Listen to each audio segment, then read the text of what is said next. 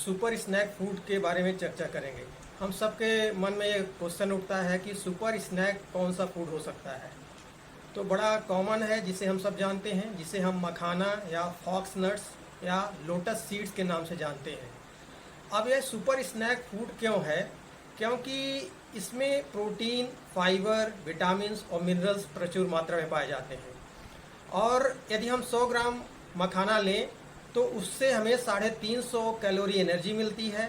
इसके साथ इसमें 14.7 ग्राम फाइबर होता है, 9.7 ग्राम प्रोटीन होती है और कॉम्प्लेक्स कार्बोहाइड्रेट लगभग 76 ग्राम होता है।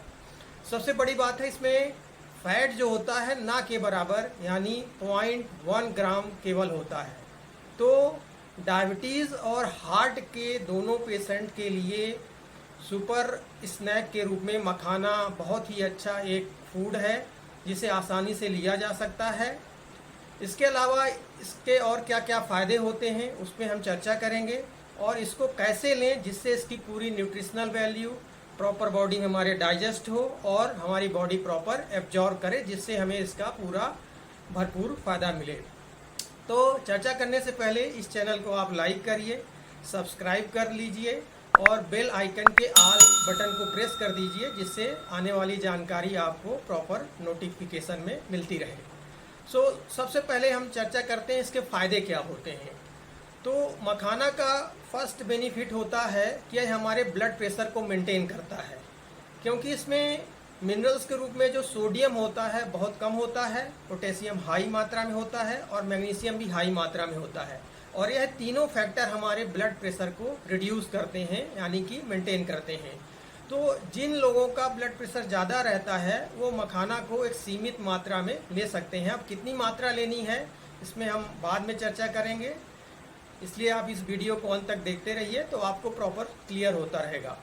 दूसरा इसका जो बेनिफिट होता है वह होता है हमारे एजिंग प्रोसेस को यह स्लो करता है।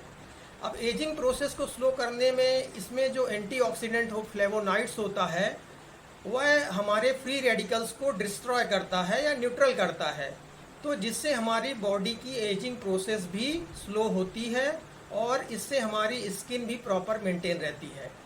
थर्ड इसका बेनिफिट होता है यह हेल्दी हार्ट को प्रॉपर मेंटेन करता है।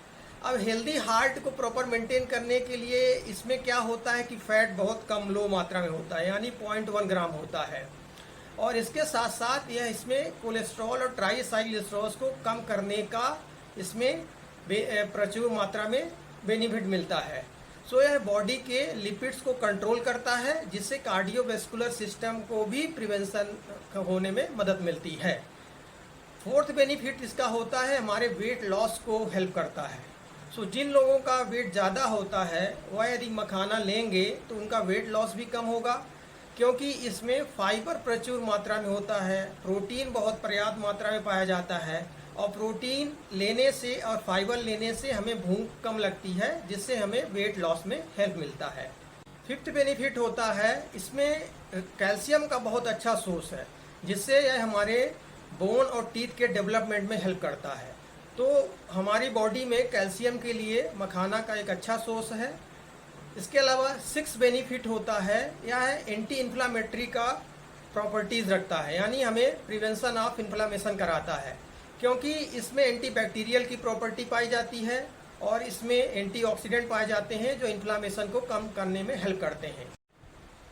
सेवंथ बेनिफिट है यह हमारे डायबिटीज़ के लिए बहुत यूज़फुल है, क्योंकि मखाना का जो जीआई होता है वह लो जीआई कॉम्प्लेक्स कार्बोहाइड्रेट है और यह लो जीआई कॉम्प्लेक्स कार्बोहाइड्रेट हमारे शुगर को स्पाइक नहीं करता तो और इंसुलिन सेंसिटिविटी को भी मेंटेन करता है। जो फॉक्स नट्स है यह डायबिटीज़ पेशेंट के लिए एक बहुत ही अच्छा सुपर स्नैक है, जो मील के बीच बीच में जैसे हमें भूख लगी तो हम मखाना यूज कर सकते हैं।